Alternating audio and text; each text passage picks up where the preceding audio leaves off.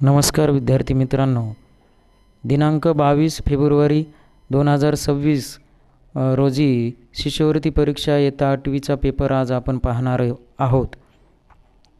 तर विभाग 1 विषय मराठी प्रश्न क्रमांक 1 ते 3 साठी काही सूचना आहेत. पुढील कविता काळजीपूर्वक वाचा.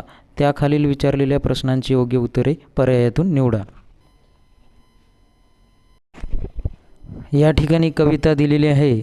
आपण ती काळजीपूर्वक वाचायची आणि त्याखालील विचारलेल्या प्रश्नांची उत्तरे द्यायची आहेत. तर आपण प्रश्न आणि त्याची उत्तरे पाहूयात. अपंग व्यक्तीचा उपहास कोणाकडून होत आहे? तर आपल्या प्रश्नाचं उत्तर आहे पर्याय क्रमांक 4 धनिकाकडून.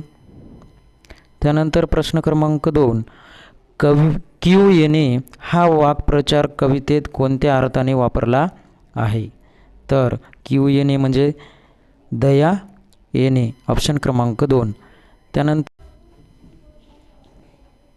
कवितेतील आशयानुसार खाली विधाने दिली आहेत.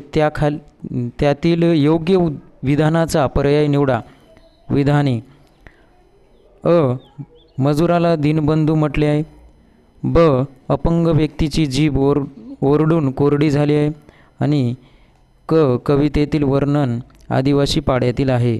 तर आपल्या प्रश्नाचं उत्तर आहे अ आणि ब योग्य.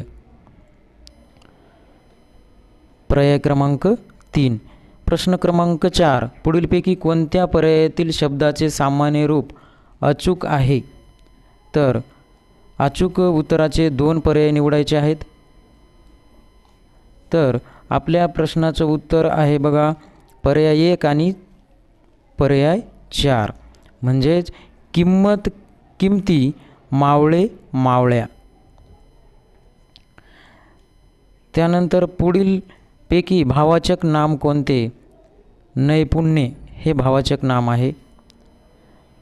त्यानंतर प्रश्न क्रमांक 6 हे घे तुला इमान प्रवासासाठी 50,000 रुपये.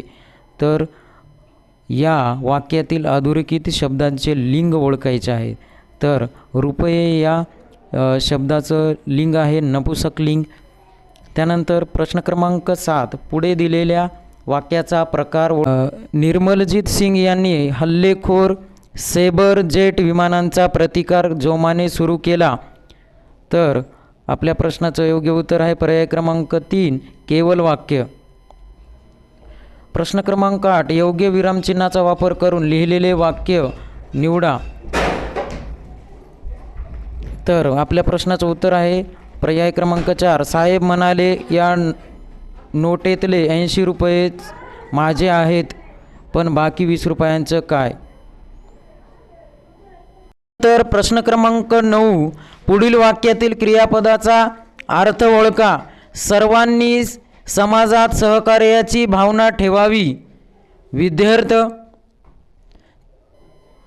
त्यानंतर प्रश्न क्रमांक 10 त्याचे बोलणे मधासारखे गोड असते. या वाक्यात आलेला अलंकार ओळखा. तर आपल्या प्रश्नाचं उत्तर आहे पर्याय क्रमांक 1 उपमा अलंकार. त्यानंतर प्रश्न क्रमांक 11 मालिनी या वृत्तपत्राचे पुढीलपैकी कोणते लक्षण नाही? तर आपल्या प्रश्नाचं उत्तर आहे पर्याय क्रमांक 2 प्रत्येक चरणात 12 अक्षरे असतात. हे त्या मालिनी या व्रताचे लक्षण नाही. त्यानंतर प्रश्न 12 उभे धागे आडवे धागे या प्रसिद्ध कादंबरीचे लेखक कोण?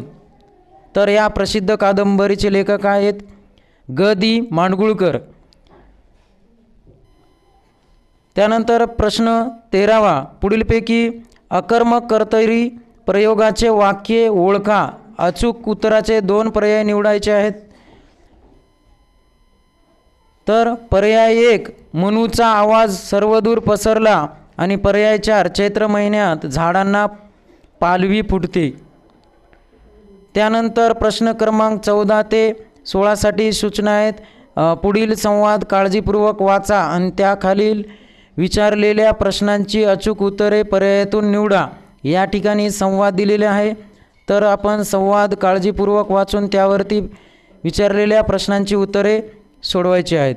तर प्रश्न क्रमांक 14, पारावर बसलेल्या गावकऱ्यांच्या गप्पांचा विषय कोणता?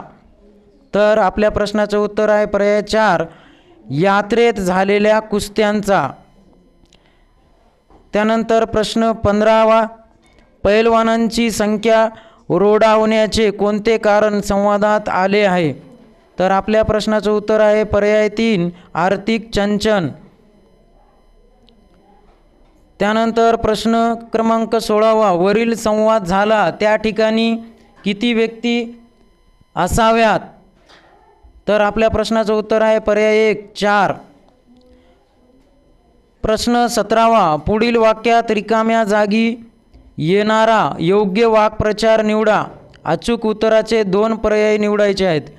तर रुपालीने कांदिवली स्टेशन गाठेपर्यंत उन्हातानातून रपेट करणे आणि त्यानंतर पर्याय 3, पायपीट करणे हे आपल्या प्रश्नाचे उत्तर आहेत.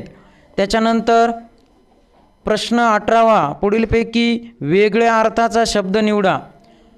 सौदामिनी. त्याच्यानंतर प्रश्न 19, साहित्यिक व त्यांची टोपणनावे दिली आहेत त्यापैकी चुकीची असलेली जोडी निवडा. तर अनिल आत्माराम रावजी देशपांडे हे त्यांचं टोपणनाव आहे. त्यानंतर आरती प्रभू, चिंतामण त्र्यंबक खानोलकर आणि बी नारायण मुरलीधर गुप्ते. त्याच्यानंतर दिवाकर शंकर केशव कानिटकर. प्रश्न क्रमांक 20, ओसाड या शब्दाचा विरुद्धार्थी शब्द पर्यायातून निवडा. ओसाड या शब्दाचा विरुद्धार्थी शब्द आहे सुपीक. त्याच्यानंतर